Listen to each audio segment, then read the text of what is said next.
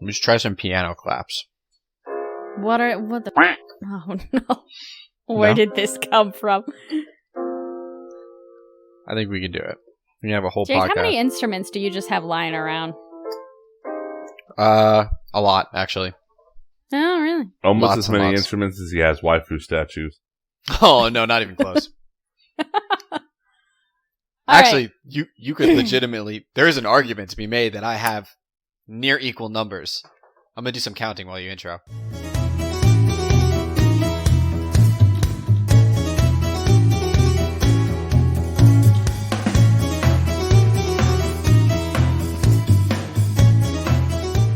Welcome, everybody, to a holiday special episode of the podcast, where we will be talking about some fun games to play around the holidays. Games that we've played around the holidays, the stories that have ensued from them. Yeah. So this will be a little bit less serious and analytical and a little more fun and lighthearted. Just say happy holidays to everybody. Happy holidays. Wait, so it depends. Is Ben Franklin a waifu? He can be. I'm going to say Mando also could potentially tip the scale. Is Mando a waifu? Or IG-11? Husbando? Yeah, but that doesn't count. I feel like husbandos and waifus roughly the same. I don't know if I feel that way about Mando. Are you talking about the Mandalorian Mando? Yeah, I have a bobblehead. I mean... How about IG-11? Definitely. Anyone trying to bang IG-11? I mean, I think people are trying to bang both of those things. All right. The question is, are you tied. trying to bang either one of those things? No comment. We're tied at 7. Perfect. On this episode of Jake's Therapy. We have to have a little bit of a talk about the number of anime waifus surrounding you right now, Jake. It's very low. We're worried about you. Yeah. I mean, talk of big game, but then you only come back with a number like 8. Oof. I mean, I'm not making excuses, but if I had all of my stuff here in my apartment, like all of my stuff, those numbers would be much higher. When you say all of your stuff like that repeatedly, it makes it sound like if I got the person out of the basement of my parents' house and brought them to my apartment. I'm just saying, real world waifus, you gotta do what you gotta do to get yourself This a is real straying world waifu. towards the catgirl conversation that we had like a number of episodes back. Wait, what was it? I don't know if I want to. Nope, I don't know if I want to. I'm still hung up on some of that. Okay. Yeah. It's like that moment in SAO where there's like the cat girls in like Elfheim Online, and like he pulls her tail and there's this incredible reaction, and then the other cat girl in the room grabs her tail and has that look on her face like, what is this connected to? Like, what part of me is this free floating tail connected to? For those listening, Something we'll never know. medically probably the tailbone. But you're asking, what did the Japanese video game designers mentally connect the tail to get such a reaction. We're gonna have to rename this podcast to like anime and games on the anime and games around the holidays. I think grab the tail of the anime cat girl could be a holiday game played by some families. Pin the tail on the cat girl, a new modern rendition of Pin the Tail on the Donkey that has a very pleasant sounding feedback when you pin it. Do you know how fast that would sell out?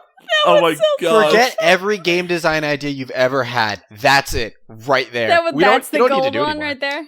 Yes, that's it. I could live off that. You could more than live off of that. Yeah. Thrive off that. Guys, we gotta like hire an artist and retire tomorrow. Pin the tail on the cat waifu, Christmas edition. We'll put a Santa hat on it. Perfect. Oh. For clarification, before we go farther into this podcast, I celebrate Christmas, as does Mazio. Jake, do you as well, or do you celebrate a different one? I celebrate all holidays. Cool. Okay. No, I don't. I celebrate Christmas. I'm a liar. Thank you. So, wow, way to go from inclusive to problematic. That's my middle name. Inclusive to problematic. We gotta.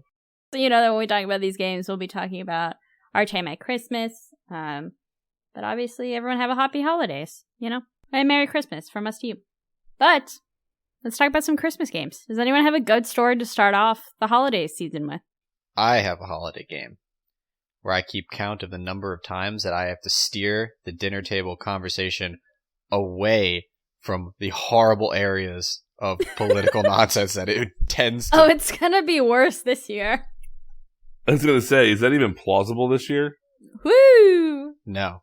No. But you can add the extreme hard version of the game. You know, like when you flip the boards over in like Quacks of Qualenberg, you add shots for every single time that you have to do that. So you're really playing with fire at that point. There's generally at least one hospitalization. It's always me. My family actually has a solve for that game this year. We've used COVID as a reason to not gather so that we can't talk about politics.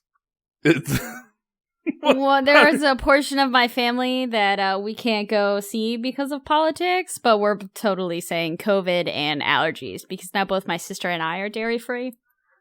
And it's real hard to have a dairy-free holiday. borderline impossible. Borderline impossible. I mean, I replaced water with eggnog in my diet starting on November 20th. Yeah, it's very sad.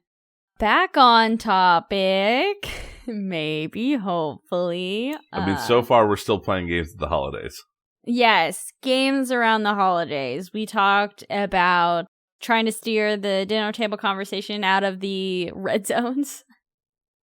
That would probably result in Even the term the red family zones murdering. is problematic this year. Hey, purple zone. We can't define colors. Come on. We don't want to pick a side here. Oh God. Yeah, for everyone at home, that reaction is what we assume the holiday games are going to be like. Holidays So are gonna be I'll lead rough us off this with something that isn't part of a hellscape. When we were younger and holidays were at my aunt's house, my cousins kept a Risk board beneath the love seat. So we would finish whatever, Thanksgiving or Christmas or whatever dinner and then immediately dig into a game of Risk, which started off really intense when we were younger and I was 13 or whatever. And as we got into our 20s and now into our 30s, we're literally just doing it and drinking wine. And people are like, you guys don't really seem into the game. We're like, this is what nostalgia is for a millennial. It is us slowly drinking, staring at childhood and considering what death will feel like. Full disclosure, I've never played Risk in my life. Yeah. We have to change that. Risk is actually a really interesting board game that we're not going to dive too far into, but with, Monopoly has all the flavors and then Risk has all the flavors, but Risk is every flavor is actually different. So I have firm recommendations on awesome versions of Risk. Huh. And traditional versions of Risk as well, I suppose, but. The holiday game that my family plays depends on whether or not it's with extended family or with my close-knit family. Because with my close-knit family, I always try to get them to try and play video games with me, but not modern video games. I'm going to bring out my GameCube that still works and plug it in and give you a game where you only need to know the joystick and the A button. I actually found a picture a while back of my sister and her then boyfriend or fiance. I don't know if they were engaged at the time. Sitting at my mom's really old apartment playing Mario Kart. And the only reason I knew it was Mario Kart is because they had the Wii controllers in the wheel. And it was just a picture of them staring at the screen with giant smiles on their face. I don't even know what was happening on screen. But yeah, if it's close-knit, it's me trying to get them to play certain Nintendo games that are built for party time. And if it's an extended family, then my dad's family actually has big euchre tournaments, which, if you don't know what euchre is, it's spelled E-U-C-H-R-E, which took me a while to Google because it's a different language. It's from the UP. Mm-hmm. It's fun. I really like euchre. It's a partner-based card game for those listening. So you have you and the partner across from you, and you set bids and you try and take tricks to win your bid. And you play up to 10. It's a 4 and a 6 that keep score. It's the real dumbed down version of it, but yeah, it's a lot of fun. It's one of those games where even oh god, I don't know how old my Grammy is. I think she's getting close to 90. Nope, 86? No, that was the last time. I don't know. Numbers are a mystery to me in all regards. But even she gets like really into it. She asks what's Trump like 5 times, which is what like is the most powerful suit in the game right now whenever you're playing. But even she gets like she talks smack, which is just really funny to listen to like a little old lady smack talking at a table around the holidays. But those are the games that at least I play with my family. So I definitely have less family game stuff. Full disclosure, we don't play too many games outside of like the classic like Clue, Monopoly, Apples to Apples, stuff like that. But it's not usually centered around the holidays. Yeah. I don't know. I guess sometimes like it's difficult to see the contrast between like the board gaming that goes on like at like a store like our local store in Philly, and then like what you can bring out of there. I know we talked about this a little bit leading up to it, but just sort of like the knowledge that you glean as you pick up. Yeah. And trying to translate that back to like family members sometimes doesn't really work. It doesn't always work. Yeah. Yeah, it's just like little things about video gaming or board gaming, just like how to handle the cards, or like the likelihood that this is laid out this way that allows you to just open up a box, throw it on the table, and start playing pretty quickly. Doesn't always translate to my family of non-gamers. So outside of like just playing Clue and stuff, we're definitely a little light on the family game night stuff. I know Mysterium got complicated, so for reference, that's not a very complicated game. Literally match the pictures. Well, it's a clue apples to game. Apples with apples to apples with a little bit of flavor. Was a tad too much. Oh man, my family used to love Monopoly. I might bust that out for the holidays this year. Used to? Christmas. What happened? We just didn't play it for a long time. But my parents are really good sports about things, so my immediate family has played like the Firefly board game, which is a pretty extensive game. My dad can get into those kinds of things. My mom has that analytic side to her. So it's not entirely unheard of for us to take out like a relatively complex board game and have a good time with it. I'm probably actually going to bring the second board game I designed to Christmas at my parents' house this year and put it on the table for them to play. Because they would not have liked the first game at all, I don't think. It's too much. But the second game, I'm like, yeah, I think they'd really enjoy this. I actually grew up with my dad being the person who taught me a lot of my board games. Like the board games that I played with when I was little. So, like, I actually own now 2 games from him that are, like, from the early 80s. One of them being Dark Tower, which they did the Kickstarter for the remake and everything. Which I am so sad I didn't get my hands on, because I set a reminder to back it. And then I guess the reminder went to the wrong email address that I don't have anymore, so I didn't get the reminder to back it before the project ended. That's right. I didn't back it because I figured I'd only play it with you. Yeah. I mean, those games tend to, that company is pretty good. Restoration Games is pretty good about having extras, so we can probably pick it up at a con in 2021. Yeah, that's what I'm going to hope for. Well, if I see a copy of it, I will grab it, like, without contest, and then I'll talk to you about it later. Yeah, because I wouldn't be so adamant about picking it up if it wasn't for that My Original Tower, which is from my dad, doesn't work anymore. And I would need somebody with not robotics, but like a mechanical eye, look at the motor that's in it. Yeah, you would need to have all of that replaced. Yeah, and figure out like what the hell went wrong. Which is a shame. For those of you guys listening who don't know what Dark Tower is, I think it is the old version that I have is like a 4-player game where you play as different nations and you build up troops, supplies, etc., and then you try and storm the tower that's in the middle of the board game. But the tower is electronic, so it keeps track of like waves of monsters you face, whether or not the dragon's attacking. I think both games I have from him are during the era of like when board gaming companies were like, we can add technology to the games. Oh, the pre-order for it is up, Amanda. Oh, cool. So then I'll do that. I'll look at that later. Because we played it at last PAX Unplugged last year. Yeah, that'd be 2019. Yeah. And I really enjoyed the changes they made. It modernized it well, I think.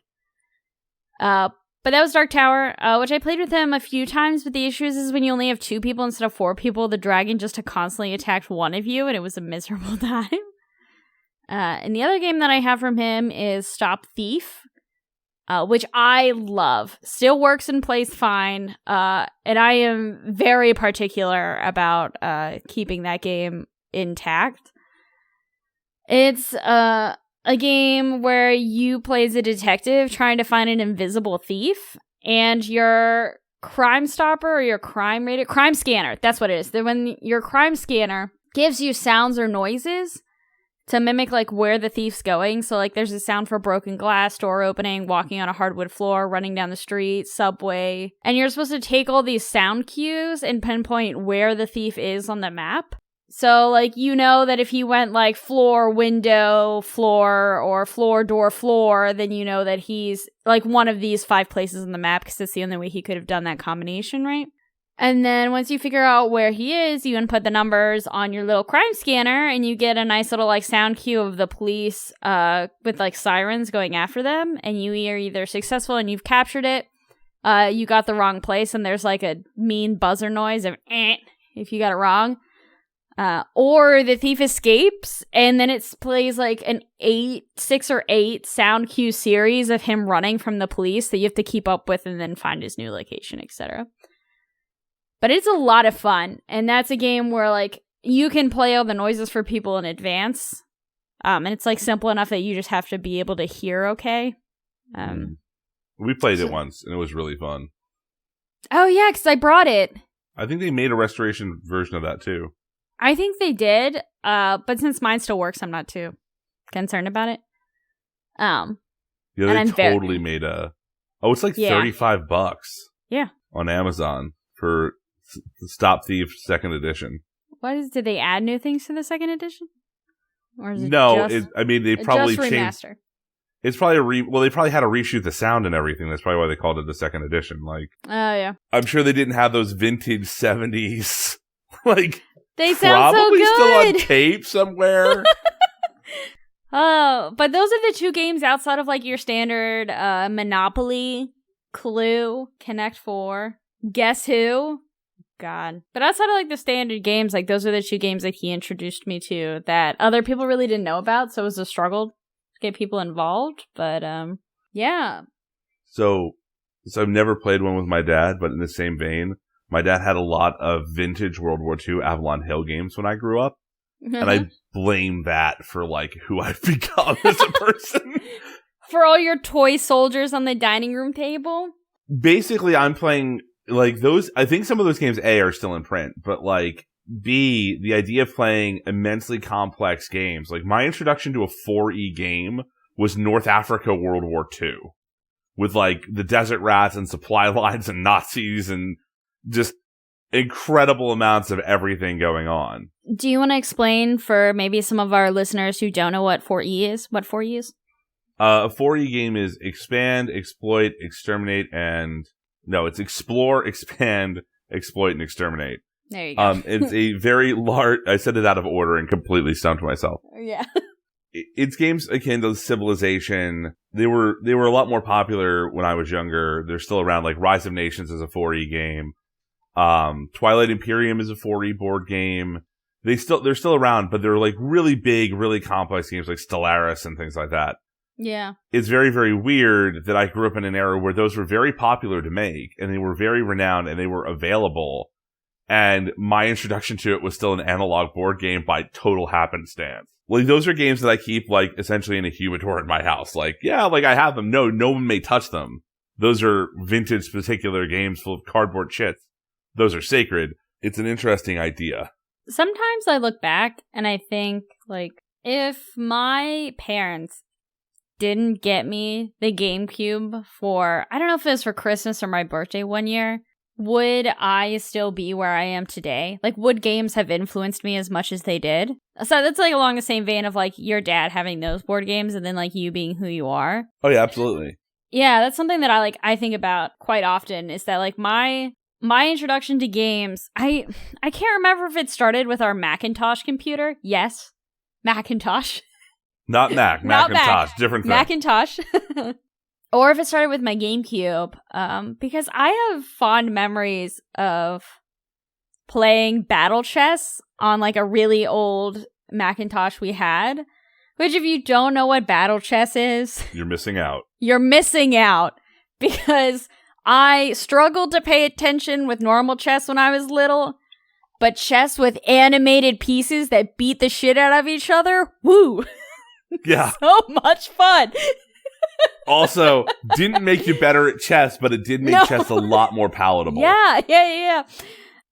But like I played battle chess with him. We also played like a really old golf game on that Macintosh where he won every single frickin' time because my brain couldn't comprehend wind speed and how long I hold the button.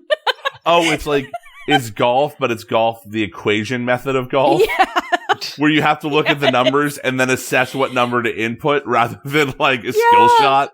Yeah, and I'm sitting there and my childlike brain is like, we hold the button until we don't hold the button anymore. Is that different from now? Yeah, now I feel like I look back and I'm like, okay, I understand the numbers on this scale and how far the ball needs to go, so I probably won't hold the button for nearly as long as I did.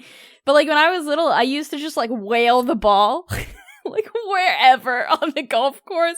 And I would always be upset that it would end up in like the rough or a sand trap. Mm-hmm. Oh, but I played that with him. We also played Sim Town, not Sim City, Sim Town, which was black and white. And you were a mayor of a town that had so many fucking problems. That sounds amazing. I remember that era of sim games, and a lot of those were way better than City ever was. Yeah. But like, looking back on it, like if I didn't play those games with my dad, if I didn't get the GameCube and then proceed to play like Super Smash Bros. Melee and Mario Kart was one of his favorites, specifically Mario Kart Double Dash with him. Like, would games have such a influence on me now? Right? Yeah. I have that same question, only with the word pneumonia put in. What? Wait, why? My lungs aren't great. I grew up a few miles from a cement plant. So I had pneumonia like every year for like, from like, I think it was like 5th or 6th grade through like college. It resulted in me being home and basically unable to do much of anything. And that was the first time I ever really dug into a video game. Like I had a Nintendo, an original Nintendo. I got the challenge set, which had Mario 3 in it. And I got it and I played it and I enjoyed it. But that was when I like actually had the opportunity to immerse myself because my parents felt so bad for me that they took off the time restrictions on what I could play for video games. And it's one of those things, like, I look back on it and like, when my parents are like, yeah, I guess you always did love games, that like, looking back on it, I'm amazed that none of us figured this out before I was like 35. Like, the thing we did constantly all the time, like, because we always played at my parents' dining room table, and I've always been a role player. I played D&D literally from the moment I got role-playing books. I was allowed to play role-playing games. I started off with West End Games 2nd edition Star Wars. And like, it's a long, intriguing path that leads you where you go, right? Yeah. I actually have been thinking about this for a while in preparation for this podcast and debating, in addition to my own game, if I want to bring home like something new that I've been playing with, like something from my collection to like show my parents. And I'm like, I kind of really want to, because I feel like, not that my parents really liked leaving the house before, they've always been kind of homebodies. But I'm like, now with COVID, I'm like, dude, we go home for Christmas, like, that's where we are. I need to find a couple of board games that people will play. Yeah. It's like gearing up for a long flight. Well, I feel like my family would love Mysterium, because we loved Clue, and Mysterium is like Clue 2.0 in certain respects, right? Definitely, for sure. I mean, it's Clue with even more of a social dynamic, which makes it such a good family game, if people understand what's going on. Jake, I feel like you are definitely an oddball because, Yeah. again, we've already talked about this where you didn't originally go into games and then found your passion about games later in life, right? Yeah, I think similar to Mazio's story, it was one of those things that was always obvious, but I couldn't articulate it. Like I love my friends. They're great. They're also the most annoying people you ever meet in your entire life. Like, they would be showing up at my door in the summer, like knocking on my door, like, "Hey, let's go out. Let's go walk." There's a CVS near our house. It's the only thing we could walk to. It's like, let's walk to the CVS. Let's, walk to we could have walked like the ice cream place, but it was far as heck. But like they wanted to go out and do things. I would literally lock the door to my office and hide around the corner so they couldn't see, and I would go back to playing Gary's Mod after they left. I would just pretend like I wasn't there. Wow. I was committed. I wasn't even really doing anything. I was playing Gary's Mod mostly by myself, like in single player sandbox mode, just building and putting stuff together, posing characters and doing crazy stuff. But those were key moments, kind of like I think you were saying with getting a GameCube. I had a similar experience. GameCube was the first console I had as well. Specifically playing like some of the early Battlefront games and like getting introduced to that. Or really for me, a lot of it happened on PC, like Battlefield 1942.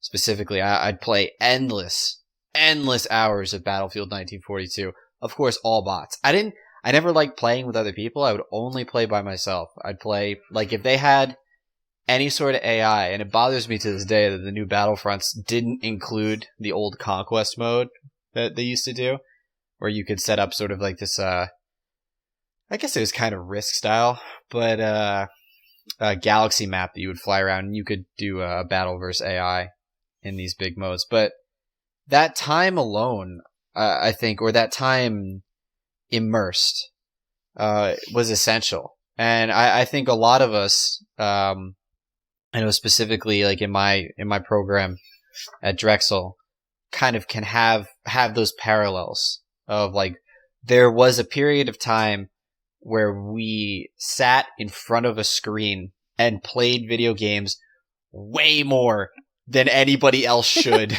Yeah. To the detriment of our health, to the detriment of our social lives or our family connections, because there's something about it that was so captivating. Can I say the only reason you feel that way is because you did not play Magic the Gathering as a kid? No, I had no idea. Also, like I said, I hated playing with other people. I want you to, like, Magic the Gathering, like, as a kid, was just, like, brutal all the way across the board.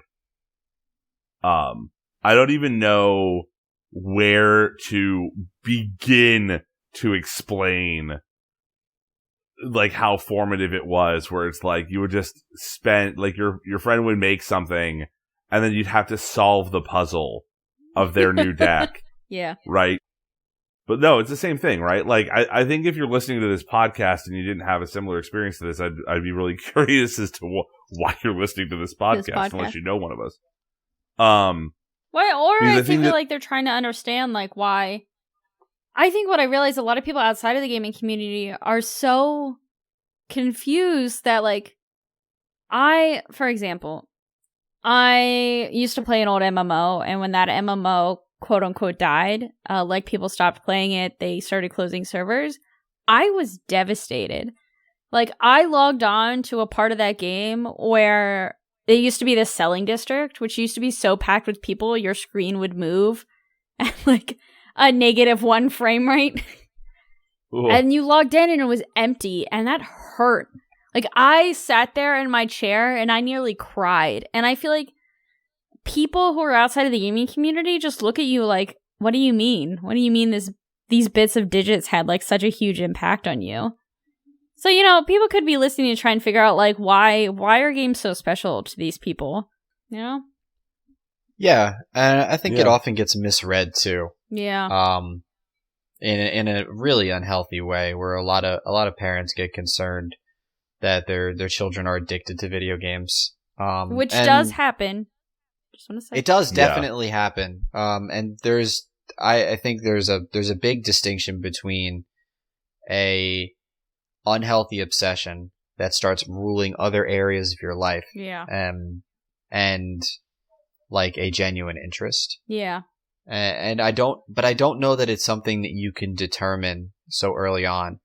Because I mean, I distinctly remember there was a moment I was in Disney World. Like this is the place you want to be as a kid. Like you're in Disney World. And granted, I still want to be in Disney World, but everything you could possibly do is there. I was trying to download Star Trek Online on the computer in the conference room of the Contemporary because I needed to do my dailies. And I couldn't do it. I couldn't do it. But no one could understand, like, why I really didn't want to miss the holiday. It was like sometime around Christmas. But they had this holiday thing where you had to skate on a track once a day for like a month. And sounds like your typical holiday event in a game. Yeah, you had to like basically slide around and like throw some stupid stuff at people. Probably something trivial related. But no one could get it. And like, you know, granted, wasting time on a vacation, not good. But it was an investment. It was an investment of time, and it was an investment in a world that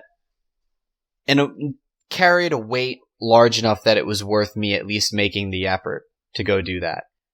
And it comes off as unhealthy, but I think if you can find a way to take that passion for this medium and turn it into something that is renewable, like a career, or at least find where the line is so that it doesn't sort of ruin your life, then it's fine. It's really fine. I also think another topic along the same vein would be people, or at least parents, or people outside the gaming community don't understand that you can have online friends that you're close with. So, like, obviously, people listening, be safe online. Don't start selling credit card information or, you know, personal identity stuff. But when I was part of a guild online, I talked to those people almost daily. And I didn't just talk to them about the game. Like, we talked about other stuff that you really like to do. What books are you reading? Like, what other games are you playing? What did you do today? How's the dog? How's your mom? I heard she was sick or whatever. Like, it was... I think that... Can I jump in on this? Yeah, but hold on. Let me say... And I think it's important around the holidays because I realized that some people don't really have family anymore. And to some people, the communities that they have online or even in the tabletop community are their family or are part of it. Oh, yeah. I mean, we've had, like, we don't have, like, it's not like a formal thing, but, like, there's definitely, like, holiday nights at the shop. Yeah. And I think it's important to talk about. I think it's important that, like, whoever you spend the holidays with, be it online with your gamers or what have you, like, the relationships you form via games, for me at least, seem to be so much more impactful than some other relationships I've formed in my life. Without a doubt. Yeah. I mean...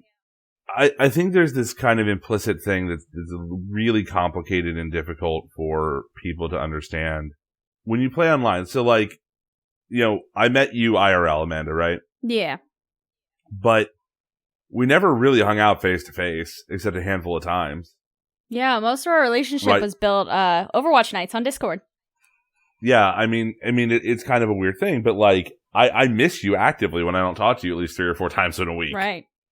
Right? Like, it's a very complicated thing, but it's because we have the same nostalgia, right? Like, part of being family is having the same nostalgia. Shared memories and experiences. Yeah. That bring you together. And, like, for better or for worse, like, Overwatch was a huge part of both our lives. For better or worse. And, yeah, for better or for worse. And we were a huge part of Overwatch together. Yeah. And it's the same thing with Legion and Jake, where it's like, I think Legion still has like 3 or 4 good years in it, and then it's going to need a 2.0 just for the record. But that clock starts after COVID is over. But it is definably one of those things where it's like, well, listen, in that era, in that time, this person was a major factor in my life. And now, you know, regardless of what happens when we go on to the next adventure together or not, almost doesn't matter. Mm-hmm. Because those shared experiences are going to hold you forever. right? Like my 6th edition 40K tournament days, which were all local scene days. Yeah, like I remember those guys fondly. I don't really see any of them anymore, but I remember those guys really fondly. I look at those game pieces really fondly in the same, like, I look at those game pieces with more wistful nostalgia than I look at my high school yearbook. Yeah. And I saw those people all the time. Yeah. And I think that if you've never been a part of that kind of a community or virtual community or like whatever term we're using, like framily Yeah, sure. type situation, it's very hard to understand that it's like those are people that you wanna see on Christmas. Like Christmas night for me when I was in my 20s, before things were complicated in everyone's lives and there were children and things like that. We used to go to a really nice bar and just have a beer at the end of Christmas. Yeah. On Christmas Day. That was it. And it was like, and then people would come over to my parents' house, like different friends would come over from there. Those were really sweet moments.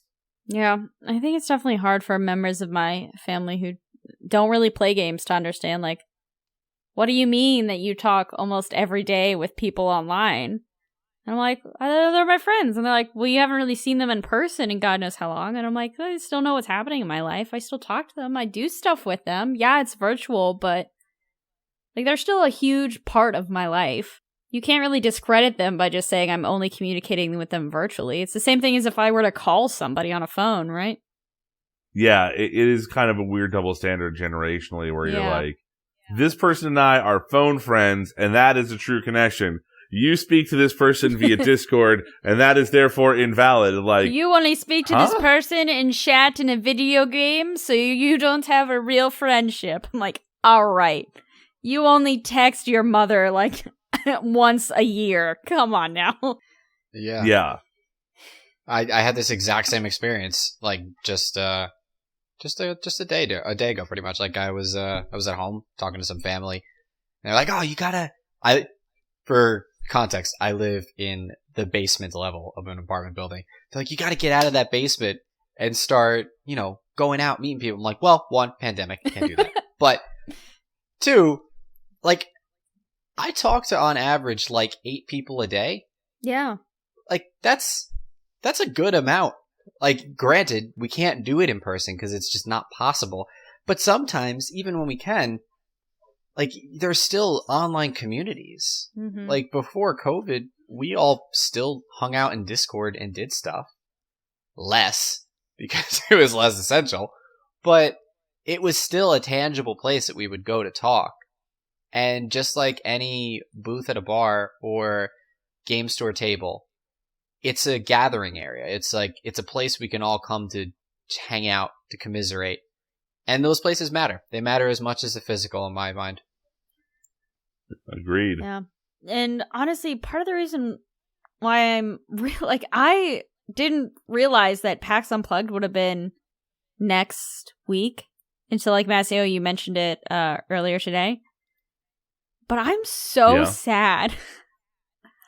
Like, PAX Unplugged has only been going on for 2 years now? Yeah, it's not very long. And I've been to every one so far and plan to continue to be at every one. Oh yeah, as long as they have them, I will do what has to be done to go there. Yeah, yep. But I always get really emotional. The past 3 times, I think 3, I've been to Unplugged.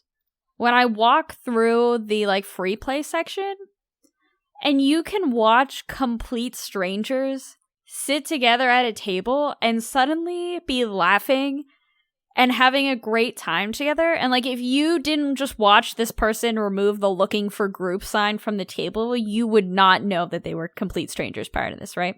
Yeah, they've just never even been close to, they've never met each other before, and here they are laughing, having a wonderful time around a table, and that makes me so emotional. And it reminds me every time I see it just how powerful games are, that they can connect complete strangers together and have a great time and form a pretty strong bond that other areas of my life really can't replicate at all. Yeah. And it's sad that I won't have that around the holidays because Unplugged won't happen. Well, I think that's why I'm pushing you so hard to come visit me. Yeah. It's because we won't have Unplugged. Wow, this podcast got really heavy. Well, really. Yeah, but I think it's good. Like, it was nice that we talked about we talked about all of our memories with like past games bringing people together, and coming together for the holidays is important, right?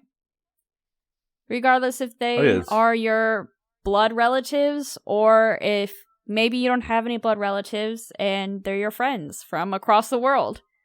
No, I mean, super true. It's just like, wow, like, I was like, yeah, I was ready to tell like Uno stories. I'm like, no, like, in the age of COVID, it's so weird. Yeah, but I honestly think this is a good point to wrap up this holiday special before I cry. Enough depression before one of us cries. Yeah. My money's still on Jake. Oh. I've been muted this whole time, falling. Oh no, Jake. No, I mean, games are powerful. I don't know why Penny Arcade would be listening, but if you are, please save PAX Unplugged. Please save PAX Unplugged. It has only been in my life for 3 years, and it means so much to me to see people sit down and play together and have a great time. And I truly miss that atmosphere of the free play table. I mean, and just walking through booths, because you get to watch people sit down and play together at booths too. But like the free play section, great time. But from all of us here on the podcast to all of you listening to this, sorry that it's now a little bit sad. But we started off with such a happy tone. We started out with a happy tone. But no matter who you choose to spend the holidays with, we hope that you guys have a safe and wonderful time. And if games are a part of that, then you know what? Play on. Hope your dice rolls are lucky. They should Yeah, be. and if they aren't, give it a try. If you're listening to this and you're trying to figure out like why your kid or why someone in your family is really into games, I hope that some of our stories have explained some of it, because they're powerful things to bring people together. And that's what the holidays are about, right? That and trying desperately to not let two people in your family talk about politics. Yep. So desperately. Politics not permitted at the holiday table. But doing that 20 shots deep. Happy holidays, Merry Christmas from all of us here. Play on, good luck with your dice, and enjoy. Merry Quackmas. Merry Quackmas. Oh, that is so good. Merry Mass. I've been sitting on that for like 10 minutes. 10 minutes. That will be the hashtag. All right. Thank you, everyone, for listening. We'll see you next time.